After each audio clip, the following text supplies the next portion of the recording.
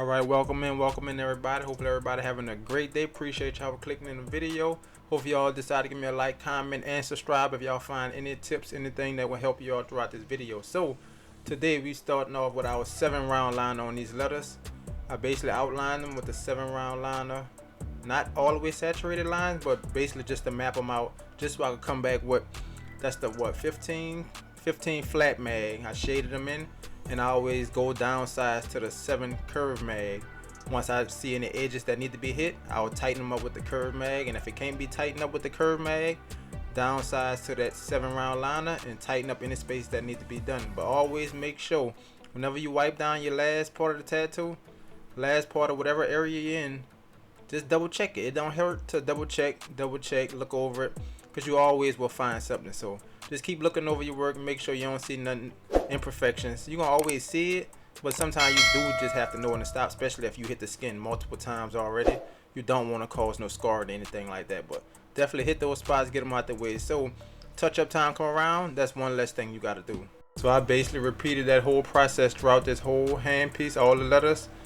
Basically mapped them out, came in with the 15 flat, come back 7 curve mag, whatever I need to tighten up, and if I can't get it with the 7 curve mag, we coming in with that 7-round line to tighten it up.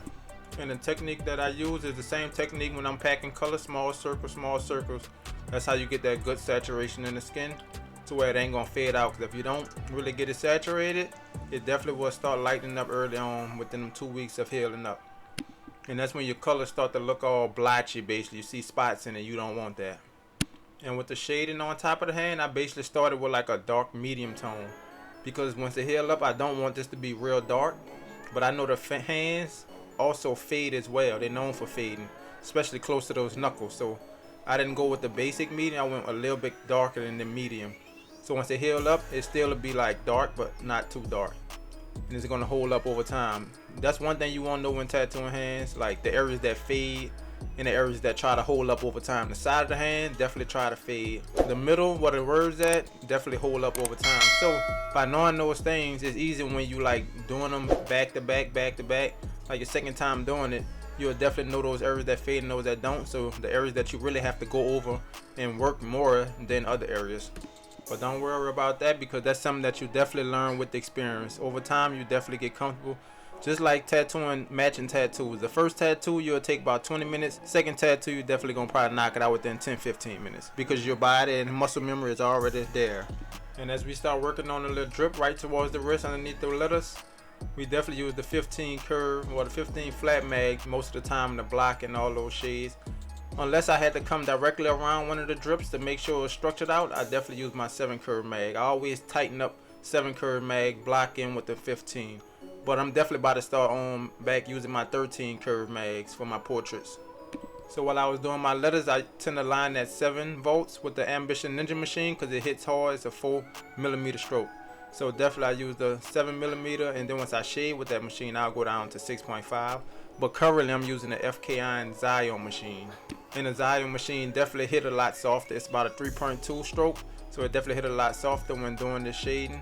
And like I said, I use the 7 curve mag to go around structure out this little drip that I got right now towards the middle of the day. I structure it out, and I'll shade around it with the 15 flat. And for the FKI machine, I could use FKI machine at 7 volts, even at 8 volts the whole time with the shading, because it do hit soft. I started out using 7 volts, but I'm working my way up to them 8 volts, starting to move a little bit faster. And I see that you could get a lot more smoother shades when moving fast. You just got to learn how to work your hand speed. So right now we're using our 15 flat mag with our lightest shade, because the face you want to definitely start out with your lightest tones and build up. Before I put any medium or dark tones down, unless I know for sure that it's dark in that area, I'll go with a medium and dark tone. But other than that, I'm starting out with my lights, make sure I build it up, and then layering over it with my medium tone. So in this situation where I'm putting base like the little cracks by the eye, I start out with my medium tone, because I know for sure that this is going to be a little shadow around his eye. I know it's going to be some dark, so I don't start out with a very light tone. I start at medium, and then I'll build up to dark deep in those crevices of those cracks. And when it start getting this tight, I'll definitely start out with the 7 curve mag, and I'll come back deep in those cracks with like the 7-round line if I have to structure it out, make sure that they are sharp and they're not going to heal up soft and blur out over time. And I see I jump straight to the bottom to structure out that chin area.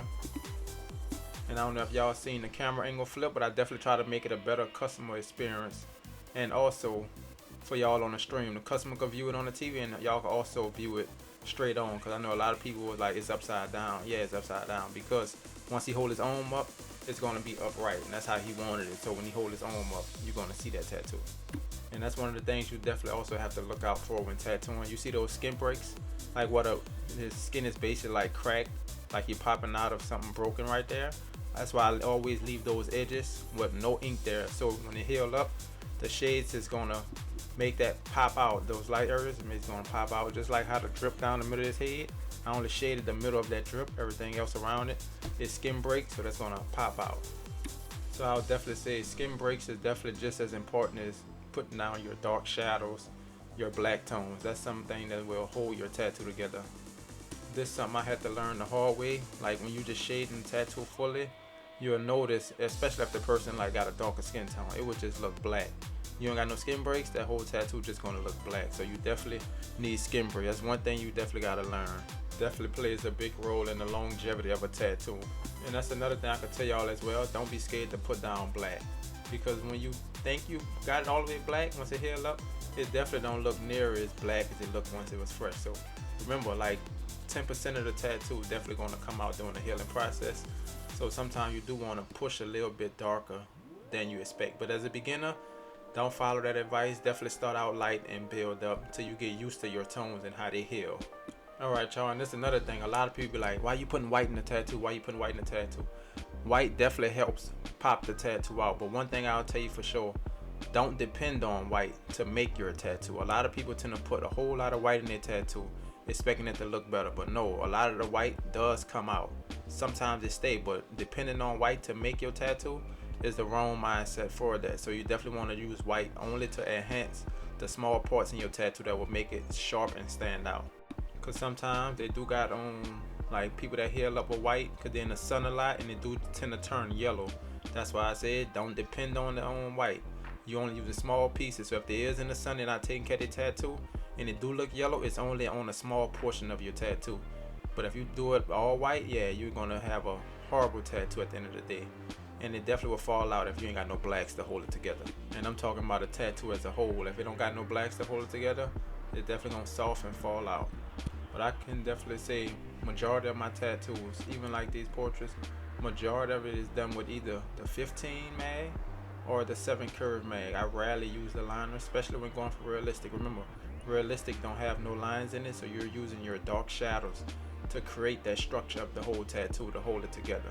You're not really using lines. I'm only using a liner if I'm trying to get in a small spot, like in the eye, a crevice of an eye or a crack or something like that, to really enhance that shadow or that breakage in the skin to pop it out. But I'm not creating no hard line, because one thing you will do when you create a hard line, you will learn once it heal up, that's going to be a hard black line. When the rest of your tattoo is shaded and soft, that hard black line will definitely stand out. Same thing if you're shading pure black next to a light tone, that black is going to stand out over that light tone. You don't want no hard separation like that. It will definitely throw the tattoo off.